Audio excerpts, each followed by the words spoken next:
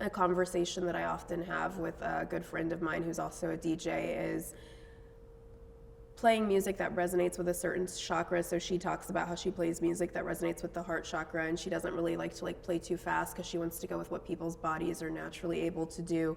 Whereas for me, I play music that resonates from the sacral chakra, and I think for techno, I think techno is a very sultry, cool, sexy kind of music, and so I want people to really feel that in their hips and in their body, and really be able to interpret that. And you can really gauge the energy of the crowd based off of what you're playing, and to have an intention of where you want them to feel it really, really works out. I guess, what accomplishments do you want to achieve in the next 5 to 10 years?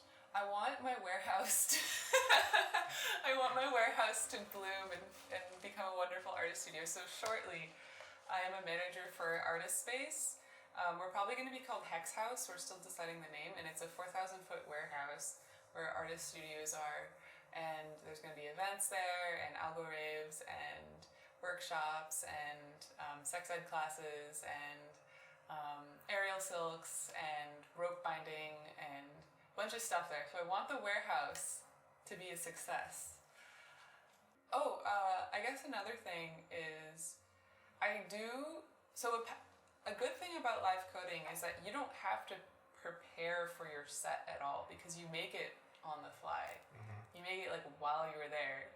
And so whenever someone's tell me about your how you practice for your performances, I'm I don't really practice. I just kind of get up there and do it.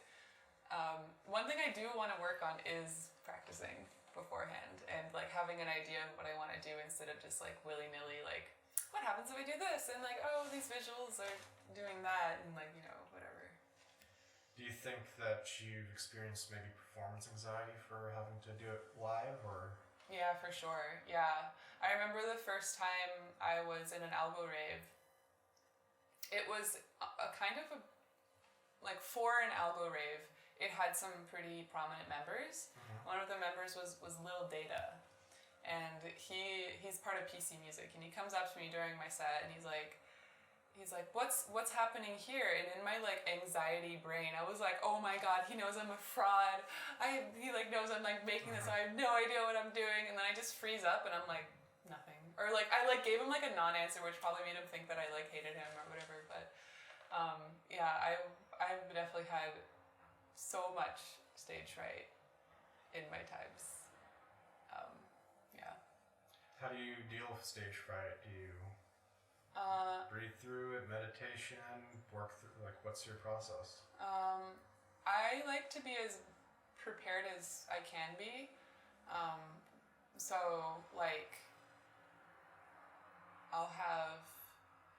know this is frowned upon in the coding society, but if my code won't compile and I can't figure out why it isn't compiling, I have a backup. I'll have some code that I'll just put in there, and I know it'll work.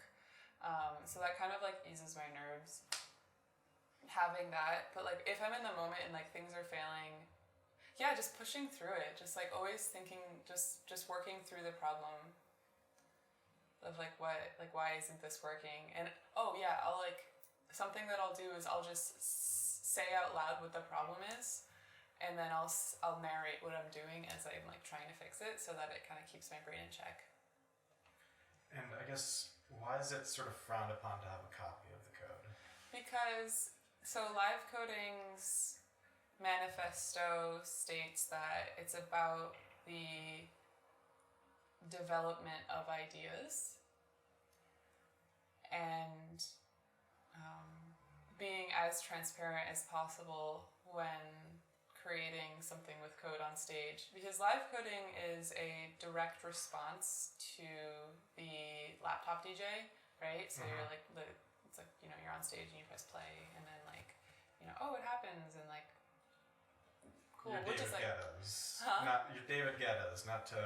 Yeah, exactly. So it's that it's a direct response to that, which is that's valid, and what we're doing is also valid. It's just they're just in conversations with each other. Mm-hmm. And so with live coding, it's you're supposed to show your whole screen, and what you're seeing as you make it. So kind of having like a backup where there's been like work done beforehand is kind of like a little like, you know, it's a little bit like sneaky in that, like, you know, you didn't get to see the process of that being made, and now the audience is like, you know, you just kind of get to see it, which is like, it's honestly, it's like totally fine. And when I say frowned upon in the live code community, I mean the global live code community. The live code community in New York doesn't give a fuck. Like you could have your whole set be commented in code, and then all you do is just uncomment every line, and that's super valid, and we'll freak out, we'll hype you up, we'll love it. But if you try to do that in New Mexico, they might be like, you know, like I heard the style of New Mexico, the style of live coding in New Mexico is very much like you start from a blank screen and then you have to like write it out from scratch with text. Yeah.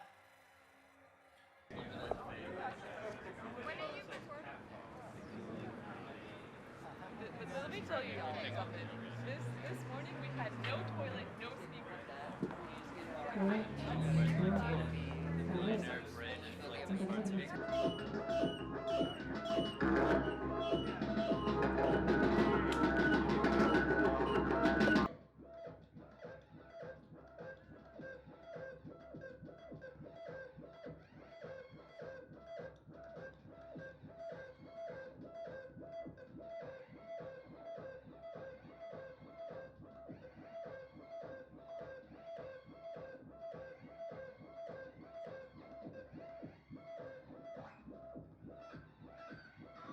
I'm a DJ, music artist, and I live in Brooklyn. Moved to Brooklyn from Minneapolis, Minnesota about 4.5 years ago. I actually didn't move specifically for music, but it was definitely a big draw because living in Minneapolis, there's definitely a huge underground music scene, but there's only so many opportunities, especially for women or other underrepresented music artists. And so I felt like I wasn't able to get my foot in the door as a woman in a lot of venues, in a lot of communities. And so in coming to New York, I was hoping that there would be more opportunity, not only to play out like as a music artist, but just to connect with other women who shared the same passions and wanted to see a change in who's represented at shows, behind the decks, even all the way to the top, like at festivals.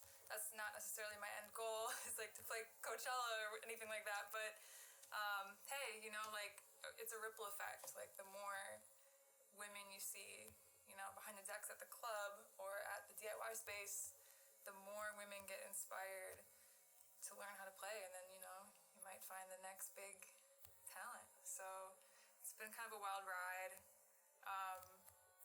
Didn't expect my DJ career to take the center stage in the last year, because I've really always been more of a beat maker, like behind the scenes. I don't love like being the center of attention, but that's kind of the nice thing about DJing, is that like it's more about the music, and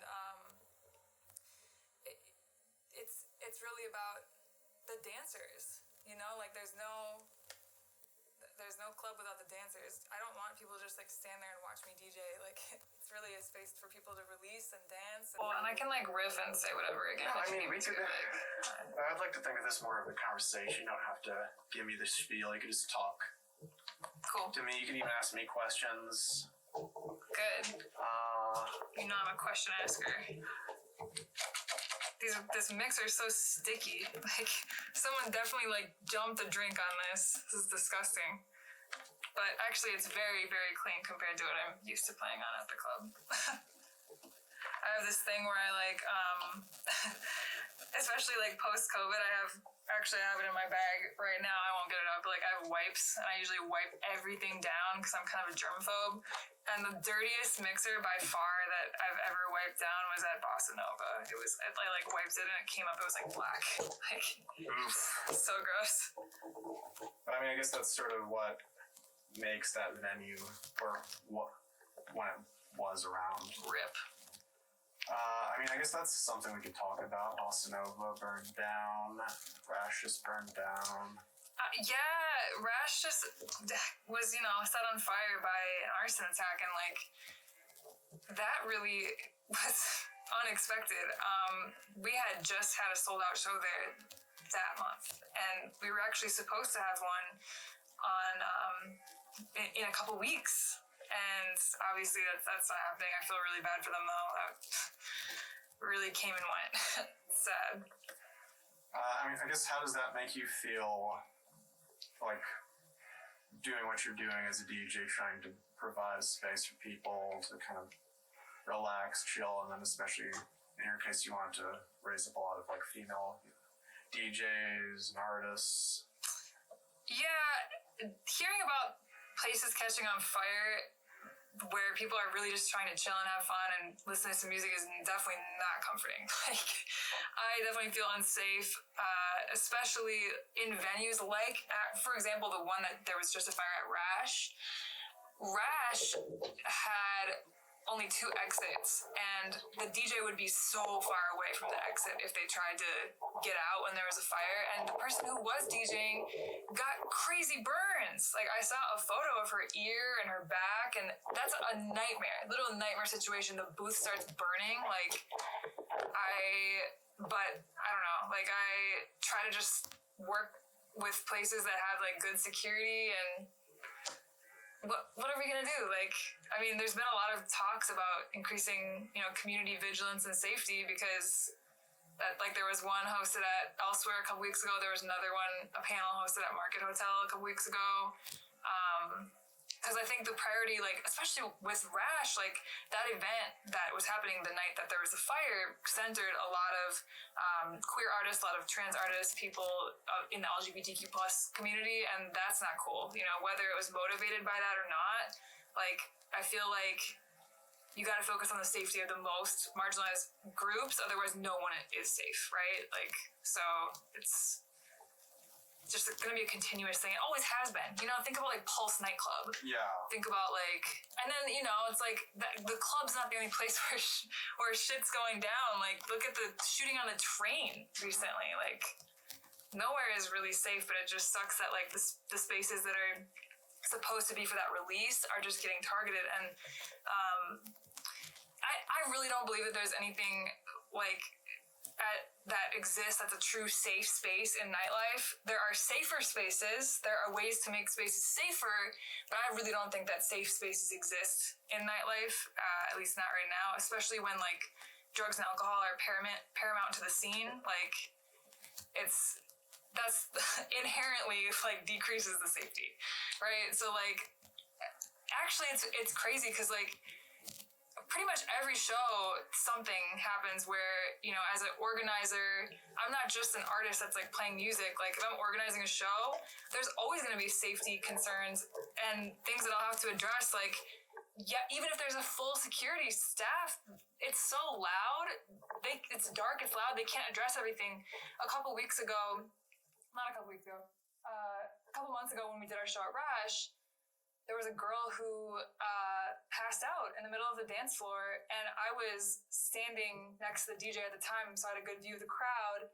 I saw her, some girl actually came up and grabbed my shoulder, and she was like, can you help? And I was like, what's going on? I go into the crowd, this girl is pale as a ghost, and she's fading away, and so I grabbed her boyfriend's right there. I'm like, what did she take? And he was like, oh, we just took some ketamine. I was like, have you taken ketamine before?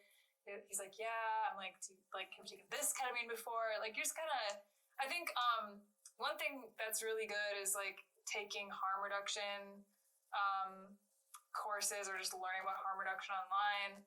Obviously that can't stop if someone's trying to burn the building down, but what I'm trying to say is there are many unsafe aspects of nightlife, and you really just have to be fully aware of how to handle each one, especially if you're going to organize events. You want to have a plan. Do you think these talks that just happened might provide better resources, might provide some change, or do you think that there's sort of... I hope so. I tuned into the one the talk that happened at Elsewhere online. They actually live streamed it to the Lot Radio, and I think one of the most important things is just being able to put faces to names of people who are organizers and who are trusted in the nightlife space, like especially if you attend their events, knowing a face that in a moment of emergency can make all the difference if you don't know who to go to. Or like at nowadays, I know they have spot right around the corner, they have what are they called? I don't know what they're called, but they have people wearing like orange glow it's like sticks. safety monitors. Safety, exactly, yeah, like safety monitors. I think just increasing the visibility of people that are like specifically designated for safety, because like bartenders and security, they sometimes they have their hands tied, they have other jobs. So I think talking about it is the first step. I don't think there's any quick fix. Like really just acknowledging that until like basically the least safe people are safe, no one is really safe. So it's tough. My name is Vaughn. I make music with a vibrator, and once again, welcome to Bloody Mary.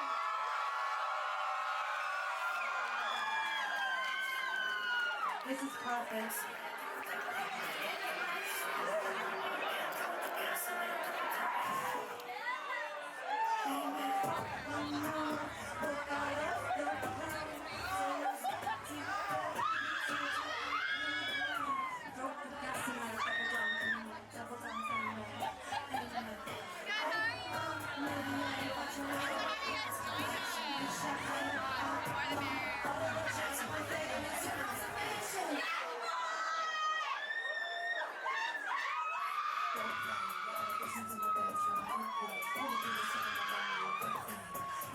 Tissues, like issues, very issues.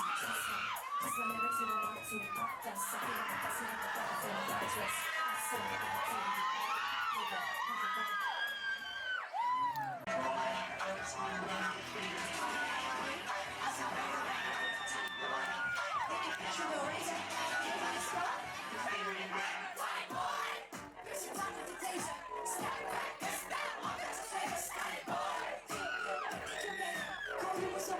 put your name in the paper, Snaggy boy. Bitch, do me a favor. Well, after my picture, they never get any better. Snaggy boy. Get the check of some weed. Take it to court. It's not a great Snaggy boy.